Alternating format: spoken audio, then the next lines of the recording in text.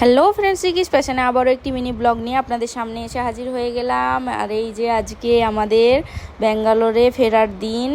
আর এই যে নিজের ঘরটাকে একটু বাই বাই করে নিচ্ছি।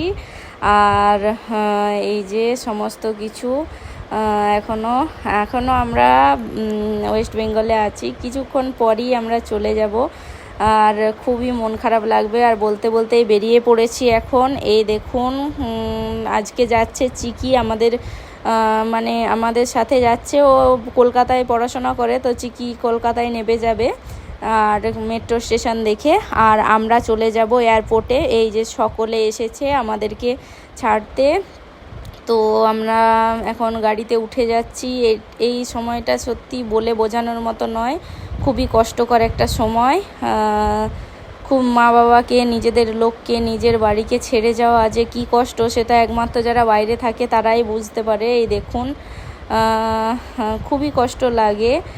আর এখনও দেখেও খারাপ লাগছে ভিডিওগুলো সত্যি। আর এই যে গাড়িতে উঠে গেছি, আর যেই রাস্তাটা দিয়ে প্রত্যেক দিন আমরা ঘুরতে বেরোই, সেই রাস্তাটা দিয়েই পার হচ্ছি। এত সুন্দর লাগছে, আবার কবে যে দেখতে পাবো এই রাস্তাটা জানি না। এই যে এখন বেরিয়ে পড়েছি, আর দেখুন মাঠ ভর্তি ধান। এই দৃশ্যগুলোই খুব মিস করব। ঠিক আছে, কিছু করার নেই, মানুষের জীবনটা এরকমই ভ্রাম্যমান।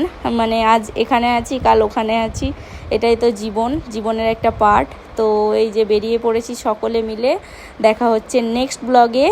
এয়ারপোর্টে গিয়ে আবার কথা হচ্ছে। তো চলুন, টাটা।